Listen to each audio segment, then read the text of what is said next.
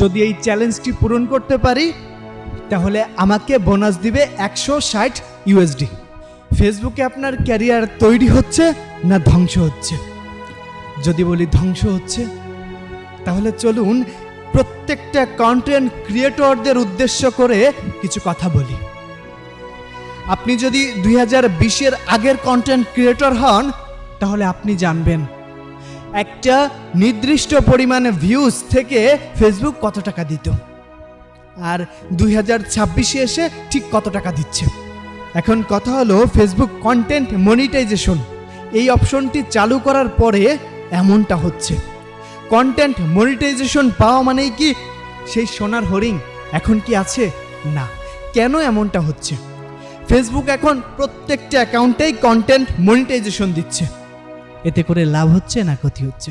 চলুন একটু বিস্তারিত জানা যাক। একজন সাধারণ কন্টেন্ট ক্রিয়েটর যখন কন্টেন্ট মনিটাইজেশন পাচ্ছে তখন তার ভিউজ হচ্ছে 2000, 4000, 5000, হয়তো কিছু ভিডিও একটু লক্ষ্যতে পৌঁছাচ্ছে, কিন্তু পৌঁছানোর পরও সে কি ওই পরিমাণ অর্থ পাচ্ছে যে পরিমাণ অর্থ পেলে সে উত্তোলন করতে পারবে? ফেসবুকের ড্যাশবোর্ডে $100 নিচে পেমেন্ট দেয় না। তো সেক্ষেত্রে ওই যে যার 5000, 2000, 1000 ফলোয়ার্সে কন্টেন্ট মনিটাইজেশন পাচ্ছে, ও কি 1 বছর, 2 বছর, 5 বছরের মধ্যে $100 উঠাইতে পারবে? কিন্তু তার ওই কন্টেন্ট মনিটাইজেশন সেটআপের জন্য একটা টিন সার্টিফিকেট ক্রিয়েট করতে হচ্ছে। তো যখন টিন সার্টিফিকেট ক্রিয়েট করছে তখন তাকে বাৎসরিক একটা ট্যাক্স দিতে হচ্ছে সরকারকে।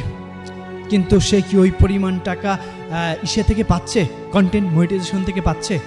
এবার বড় বড় কন্টেন্ট ক্রিয়েশনদের স্বপ্ন কিভাবে ভেঙে যাচ্ছে?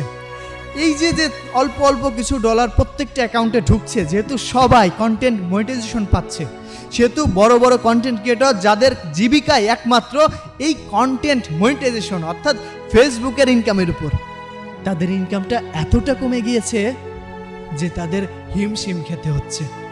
আর ওই যে ছোট ছোট কন্টেন্ট ক্রিয়েটর, ওরাও কিন্তু সর্বোচ্চ পরিমাণ সময় দিচ্ছে, কিন্তু তাদের স্বপ্নগুলোও ভেঙে যাচ্ছে, কারণ তারাও তো $100 আর্নিং করতে পারছে না, কিন্তু প্রচুর সময় দেওয়া লাগছে।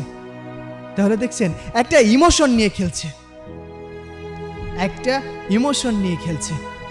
এখন প্রত্যেকটা কন্টেন্ট ক্রিয়েটর যাদের জীবিকা একমাত্র এই কন্টেন্ট ক্রিয়েশনের উপর, তারা সারা দিন ভিডিও করেও মাস শেষে 10,000, 12,000, 15,000 টাকায় তারা চলতে পারে না, কারণ তাদের একটা ক্যামেরা সেটআপ, তাদের ক্যামেরাম্যান, তাদের সাথে লোকবল, এই সব কিছু দিয়ে হিমশিম খেতে হয়।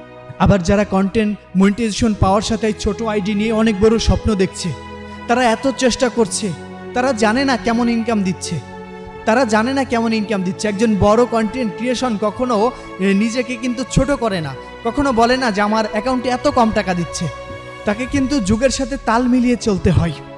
দিন দিন যদি এভাবে অধপতন হতে থাকে, ইনকামের অবস্থা যদি এমনটা হতে থাকে, তাহলে হয়তো স্বপ্ন গড়া না, ভাঙতে শুরু করবে।